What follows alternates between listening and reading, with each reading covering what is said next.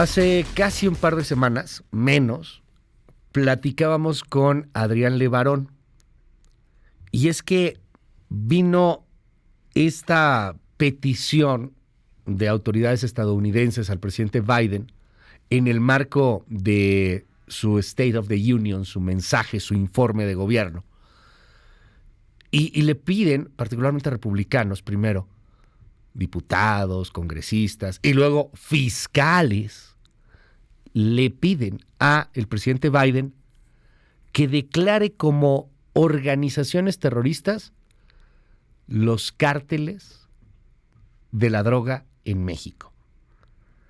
Platicábamos al respecto con Adrián Levarón y a mí me pudo mucho esa entrevista. Está disponible en mbsnoticias.com y en luiscardenas.mx.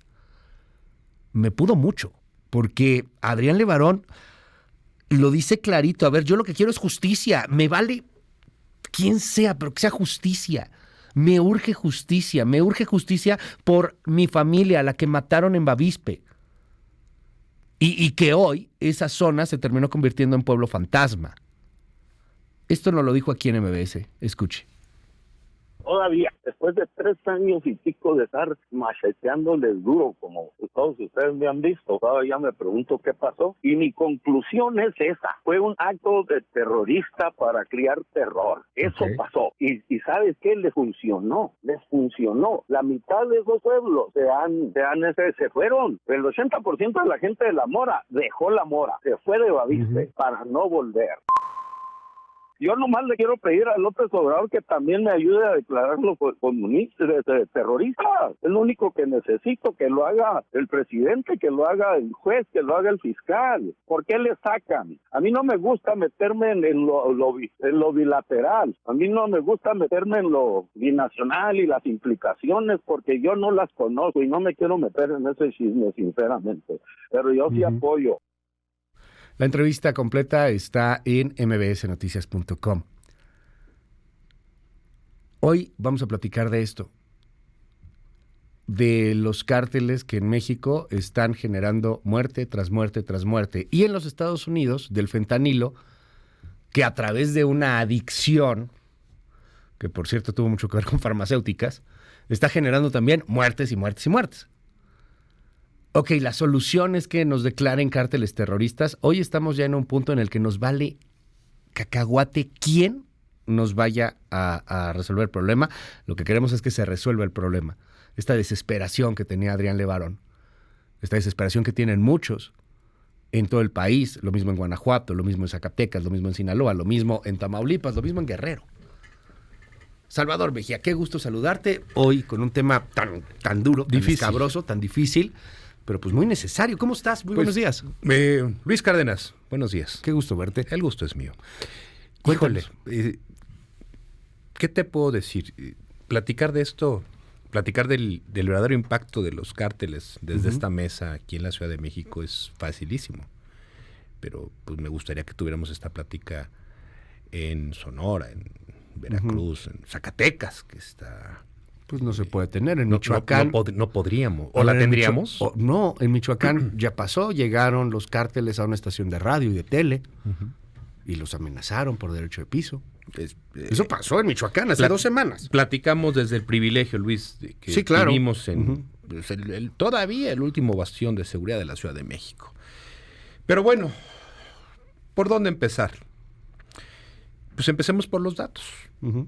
Yo estoy consciente, porque lo hemos platicado tú y yo, desde hace cuántos años que nos conocimos, y empezamos a hablar de un cambio que fue con Felipe Calderón. Te acordarás perfectamente del famoso coche bomba en Ciudad Juárez, los granadazos en Morelia, que fue un fin de año, si no me falla la memoria, y de ahí para el Real. De ahí para el Real, lo que vimos fue un cambio en la forma en la cual la delincuencia organizada generaba terror en la población para poder tener un imperium respecto de ellos, ¿no? Y hoy, ¿qué es lo que vemos? Pues que estamos llegando a extremos ya de locura, como por ejemplo el cártel de Jalisco que utiliza drones para arrojar granadas. Sí. Bueno, por Dios. Me queda claro que las tácticas que utiliza la delincuencia organizada, si tomamos el Código Penal Federal, sí o sí van a hacer clic con el delito de terrorismo, para mí. Pero lo que yo piense, Luis, la verdad es absolutamente secundario. Vamos a platicar, vamos a dar el punto de vista de los norteamericanos.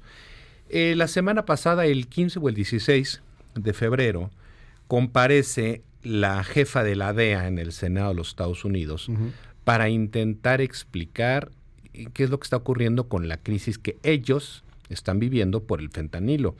Quien no lo tenga eso en el radar, pues le podemos utilizar las mismas palabras de la jefa de la DEA, diciendo que esta es la peor, la más grave de las amenazas que Estados Unidos ha enfrentado por tráfico de drogas, por el consumo de las drogas. Las muertes en estado que a ti se te ocurra de Estados Unidos ha ido a la alza y no hay elementos para pensar que esas muertes pues van a comenzar a disminuir. Y esto, a dicho de la DEA, se debe a que los cárteles mexicanos, en lo particular Cártel de Jalisco, Nueva Generación, y el Cártel de Sinaloa, son los responsables de una introducción brutal del famoso fentanilo, la droga que está causando estos estragos en Estados Unidos.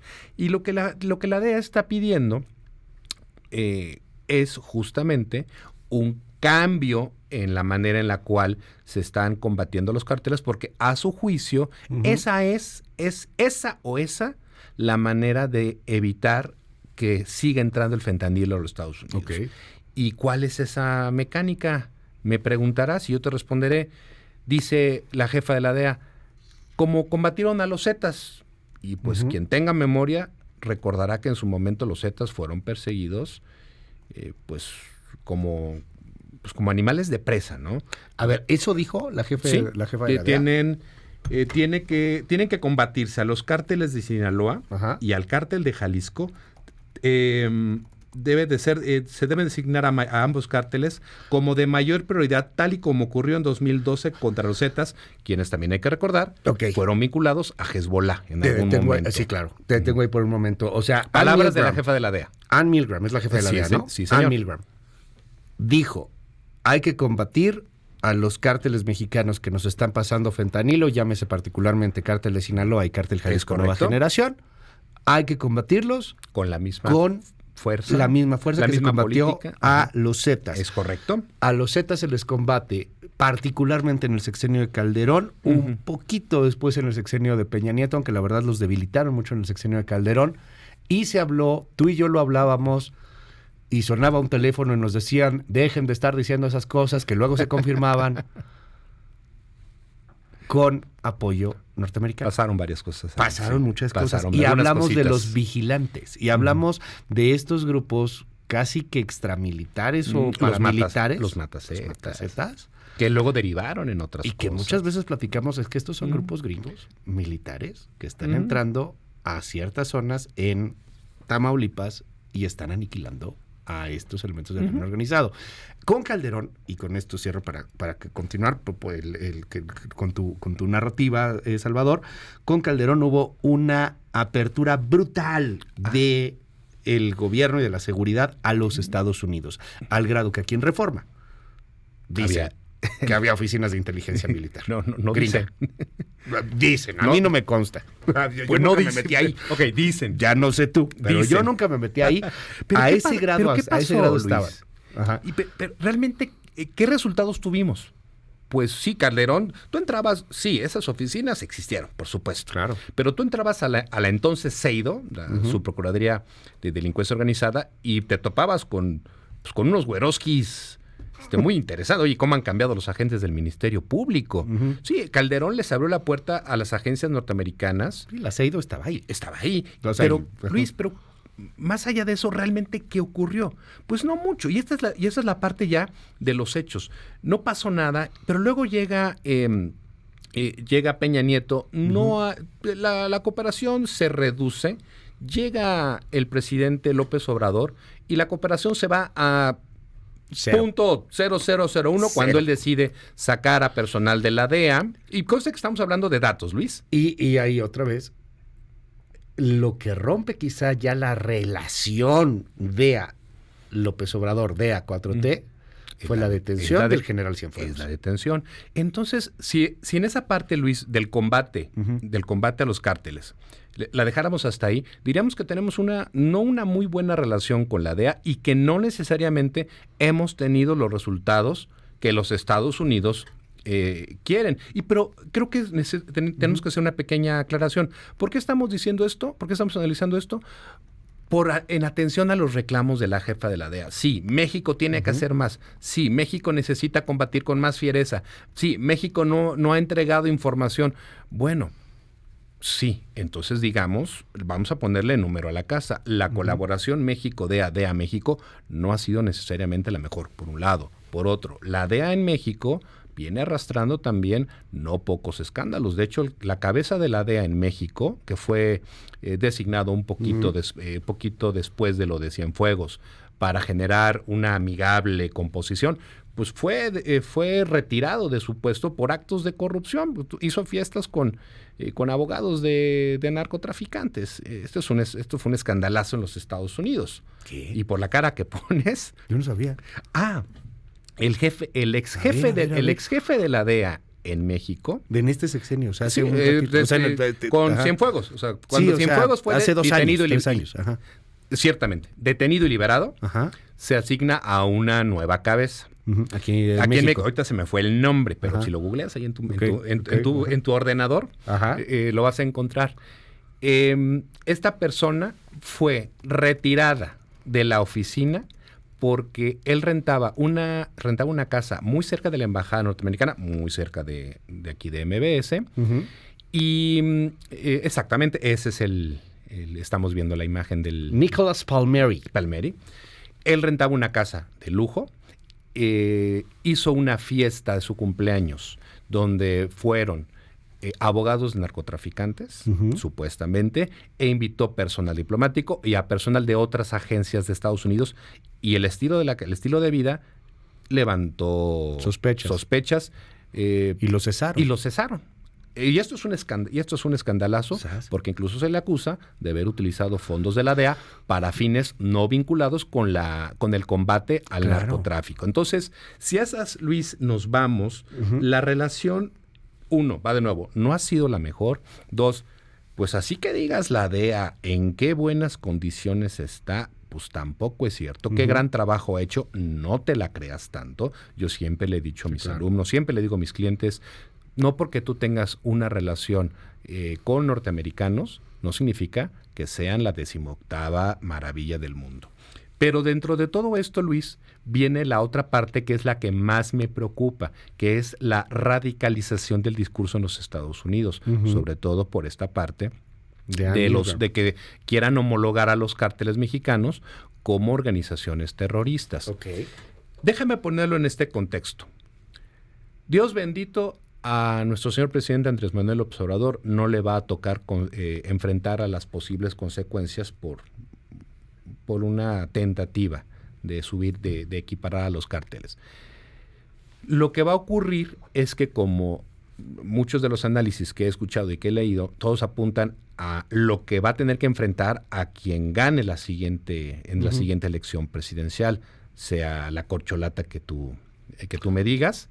Se va a enfrentar a muchos problemas económicos, problemas sociales, y se puede llegar a enfrentar, Luis, a esto, a que durante un escenario, a mi juicio, un escenario de requerir aumentar puntos de popularidad en Estados Unidos, como por ejemplo una elección presidencial del 24. Alguien va a decir, híjole, pues no sé, incluso el mismo Biden, pues para ganar puntitos voy a darle gusto a las alas duras de los estados republicanos. Y que más allá de la política trasciende también al dolor. Lo hablábamos con Adrián Levarón, ¿no? Hace unas semanas. Y dice, por favor, declaren los terroristas. Para mí eso es terrorismo.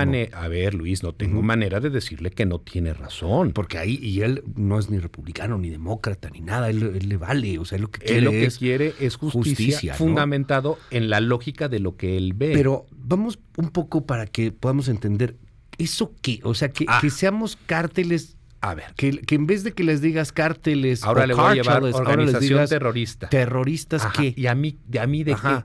¿A mí por qué me afecta? O sea, que los gringos lo vean igual que Al Qaeda, ¿qué? A ver. Este es el punto, Luis. Decía, consecuencias. Uh-huh. Quien gane, quien sea ungida para la presidencia de la República y gane... ¿En Estados Unidos? No, en México. En México. La corcholata que gane se va a enfrentar a muchísimos problemas. Y uno de ellos puede llegar a ser que nuestros cárteles sean ya vinculados a programas específicos de los Estados Unidos como organizaciones terroristas. ¿Esto qué va a implicar? Que México es un país, va a ser considerado como un país que tiene terrorismo. México va a caer en el grado de confianza de inversionistas. México va a sufrir alertas terroristas por parte de las autoridades norteamericanas. Nuestro prestigio se va a ir al piso. El impacto de los programas de la OFAC, de los programas de FinCEN, los programas del FBI, todos van a estar sobre de nosotros. O sea, Tesla no vendría a México. Por ejemplo, en una de esas hay un programa, dentro del programa pueden decirle, tú no puedes operar en un país, ojo, no que tenga grupos terroristas, sino un país que no combata al terrorismo, y entonces Tesla y todas las demás empresas podrían, en un simple y sencillo análisis de riesgos, Luis, podría decir, ¿sabes qué? Pues me voy. Pero me vas a decir, oye, pero pues esto, me vas a revirar, oye, ¿esto qué tan cierto puede ser? O sea, como dice Ann Milgram, no están combatiendo como deben de combatir. No estás haciendo no están nada haciendo la chamba, les falta. Para impedir el tráfico de fentanilo. Entonces puede ser, espérame, ¿y esto por qué te lo digo? Porque hay muchas voces que lo que señalan es que otra vez, no lo digo yo, no son mis palabras, Luis, son las palabras de no pocos editorialistas en Estados Unidos, claro, por supuesto, todos de ala conservadora. Sí, México es un país que al no combatir a los cárteles que actúan como grupos terroristas, están validando la actuación. ¿Y dónde está lo duro, Ruiz? Aquí, las voces que se están sumando. Ejemplo, el fiscal general de Virginia, el señor Jason Miyares, está liderando a un grupo de fiscales, 21 en total, que le enviaron una carta al presidente Biden y al presidente, y al secretario de Estado diciéndole, necesitamos que sean designados cárteles. ¿Para qué? Para poder tener otras políticas, y 2, tener más presupuestos. Ahora, termina, Salvador. ¿Y dónde está lo interesante de lo interesante? De ese grupo de 21 fiscales generales, 1, 2, 3, 4, 5, 6 de los 21 van a buscar la reelección en 2024, que es lo que van a necesitar para reelegirse al puesto, que son por elección popular en Estados Unidos, que van a necesitar algo que los haga ver bien, presionar a su propio gobierno para que nos designen a nuestros cárteles como organizaciones terroristas, da votos. Si eso pasa, ¿pueden los gringos entrar más al país? ¿Podrían volver a hacer algo como lo de Calderón en algún momento? Dada la tensa relación que hay, que no los vamos a dejar entrar, las consecuencias serían más bien de este índole, de índole económico, pasaría lo mismo que estamos viendo en Ucrania, Luis. A ver, estoy de acuerdo que Trump en su momento dijo, vamos a bombardear cárteles. Bueno, por Dios, más allá de la obscenidad de la idea misma, no tienen por qué entrar grupos de reacción, los Navy SEALs y cosas por el estilo. Lo que puede ocurrir es, pues, lo que estamos viendo en Ucrania. Oye, vamos a imponer sanciones y vamos a asfixiar tu economía. O incluso podemos empezar a lanzar acusaciones en contra, o investigaciones por lo menos, en contra de funcionarios que o no estén haciendo nada, o que de quienes tengamos ya datos precisos de que tienen algo que ver con los cárteles. No importa, Luis, desde qué perspectiva lo analicemos esto, serían pésimas, verdaderamente malas noticias para quien en 2024 quiera ser presidente o presidenta. Llegue a ser presidente de México. ¿Es un riesgo? Sí, por supuesto. Pero también, Luis, tenemos que decir algo, y lo tenemos que decir con todas sus palabras. por supuesto que clasifican como cárteles, uno. Ujú. Perdón, los cárteles por supuesto clasifican como organizaciones terroristas. No tengo manera de decirte que no. Claro. Uno. Dos, hay una forma, y esto implica regresar a palitos uno. Vamos a regresar al kinder. Hay una forma para combatirlos. Y es atacar otra vez, Luis, nuestra cantaleta, atacar a las finanzas de los cárteles. Sí, claro, tenemos a cualquier cantidad de entidades, pero pues ¿dónde está el dinero, Luis? Salvador Mejía, te seguimos en tus redes. Cualquier cosa, Luis, @ESMGIA. Estamos a la orden. Muchísimas gracias. Oiga, opine con nosotros, 5571-131337. Va de nuevo, 5571-131337. Ja, ja, ja, Salvador Mejía, adivino del futuro, nomás viendo su bolita de cristal. Puros programas grabados de hace 10 años. Ustedes están en quiebra, son unos chafas de primera. Paleros desinformadores, maliciados. Saludos desde Colima. Aquí la ciudad es muy violenta y parece que la gobernadora no está haciendo nada. Nos dicen aquí en el WhatsApp, oye, pregúntale de las visas. O sea, si eso pasara, ¿qué pasaría con las visas que de por sí ya son más difíciles? Justamente riesgo país. Ajá. Si tú provienes de un país que está catalogado como un país que no combate al terrorismo, pues tu nivel de visa se va a ir al piso. Nos dice aquí una persona, yo entiendo lo de Levarón, pero él no quiere justicia, él lo que quiere es venganza. Bueno, muy duro. Ahí lo que dicen.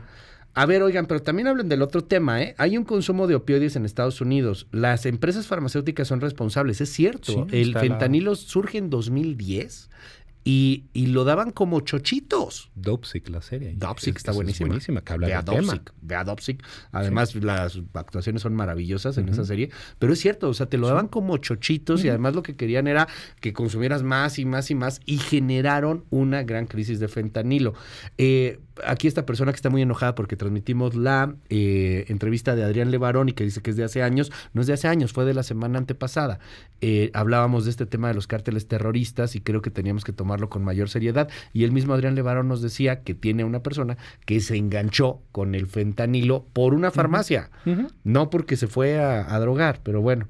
Hola, muy buenos días, felicidades. Me gusta la conversación, así podemos escuchar lo que dicen. Sería conveniente seguir el ejemplo del Salvador, deberíamos de tener un Bukele. Caray. Pues, El problema es que habrá quien sí diga que no, es, hay que es mucha viable. gente que dice que si Bukele Que le por está ahí- yendo que por ahí muy va. bien en sus Que por ahí va. aprobación. Pues puede ser de tal nivel la crisis que, híjole. El índice de democracia lo vemos también como está cayendo a nivel global y a Bukele le pueden decir lo que quieran, pero le ha funcionado. Está horrible, Sí. pero le ha funcionado, Salvador. Porque tiene un régimen totalmente volcado a su favor. Pues Por es eso totalitario. por eso puede hacer lo que quiera. No sé si te suena.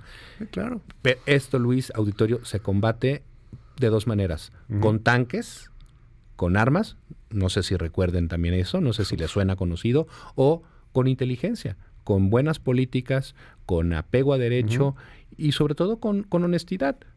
Se están comportando como terroristas, pues vamos a juzgarlos como terroristas. Gracias, Salvador Mejía. A la orden, Luis.